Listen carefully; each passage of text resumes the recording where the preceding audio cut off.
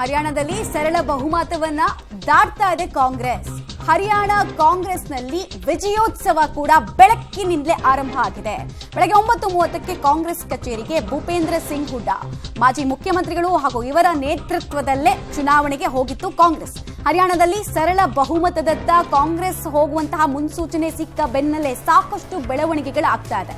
ಎರಡೆರಡು ಸಲ ಮುಖ್ಯಮಂತ್ರಿಗಳಾಗಿದ್ರು ಕೂಡ ಭೂಪೇಂದ್ರ ಸಿಂಗ್ ಹುಡಾ ಅವರನ್ನ 10 ವರ್ಷಗಳ ಕಾಲ ಜನ ತಿರಸ್ಕರಿಸಿದ್ರು. ಹಾಗಂತ ಅವರು ಸಂಘಟನೆ ಮಾಡೋದನ್ನು ಬಿಡ್ಲಿಲ್ಲ. ಅನೇಕ ವಿಚಾರಗಳನ್ನು ಹೇಳಿದ್ರು. ಮತ್ತೆ ತುಂಬಾ ಪಾಪ್ಯುಲರ್ ಸ್ಲೋಗನ್ ಜವಾನ್ ಪೈಲ್ವಾನ್ ಕಿಸಾನ್ ನಾರಾಜ್ ಹೇ ಅನ್ನುವಂತಹ ಸ್ಲೋಗನ್ ಇದೆಯಲ್ಲ, ವಿಪರೀತವಾಗಿ ಟ್ರೆಂಡ್ ಆಗಿತ್ತು. ಸೊ ಅದರ ಲಾಭ ಪ್ರಾಬಬ್ಲಿ ಕಾಂಗ್ರೆಸ್ಗೆ ಆದಂಗೆ ಕಾಣಿಸ್ತಾ ಇದೆ. ಸೊ ಟ್ರೆಂಡ್ ಅಂತೂ ಹಂಗೆ ಕಾಣಿಸ್ತಾ ಇದೆ ನೋಡಿ. 54 ಕ್ಷೇತ್ರಗಳ ಲೀಡನ್ನ ಕಾಂಗ್ರೆಸ್ ಕಾಯ್ದುಕೊಳ್ತಾ ಇದ್ರೆ ಬಿಜೆಪಿ 29 ಕ್ಷೇತ್ರ ಕುಸಿದು ಹೋಗ್ತಾ ಇದೆ. ಅಲ್ಲಿ 29 ಕ್ಷೇತ್ರಗಳ ಲೀಡ್ ಇದ್ರು, ನಂಬರ್ ಲೆಕ್ಕದಲ್ಲಿ ತುಂಬಾ ಕುಸಿದು ಹೋಗ್ತಾ ಇದ್ದಾರೆ ಅವರು.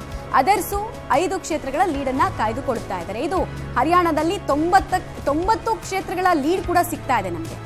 ಸೊ ಕಾಂಗ್ರೆಸ್ ಹಿಂದೆಂದಿಗಿಂತ ಉತ್ತಮವಾಗಿ ಈ ಸಲ ಅಲ್ಲಿ ಪರ್ಫಾರ್ಮ್ ಮಾಡಿದೆ. ಹಿಮಾಚಲ ಪ್ರದೇಶ, ಕರ್ನಾಟಕ, ತೆಲಂಗಾಣದ ನಂತರ ಈಗ ಕಾಂಗ್ರೆಸ್ ತೆಕ್ಕೆಗೆ ಜಾರ್ತಾ ಇರುವಂತಹ ಮತ್ತೊಂದು ರಾಜ್ಯವಾಗುವ ಮುನ್ಸೂಚನೆ, ಅತಿ ದೊಡ್ಡ ಮುನ್ಸೂಚನೆ ಹರಿಯಾಣದಲ್ಲಿ ಕಾಂಗ್ರೆಸ್ಗೆ ಸಿಕ್ಕಾಗಿದೆ.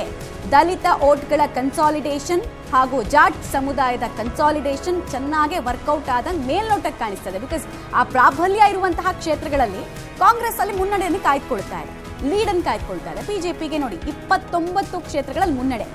40ರಿಂದ 29 ಕುಸಿಯೋದು ಅಂದ್ರೆ ಹೆಂಗಿರುತ್ತೆ ಹೇಳಿ? ಆ ಕುಸಿತ ಅಂತಿಂತ ಕುಸಿತ ಅಲ್ಲ.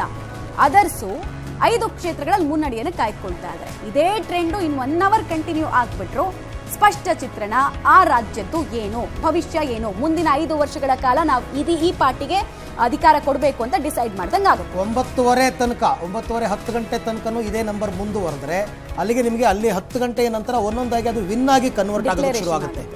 ಈ ಮುನ್ನಡೆಗಳು ಗೆಲುವಾಗಿ ಕನ್ವರ್ಟ್ ಆಗೋದಕ್ಕೆ ಶುರುವಾಗುತ್ತೆ. ಹಾಗಾಗಿ ಈಗ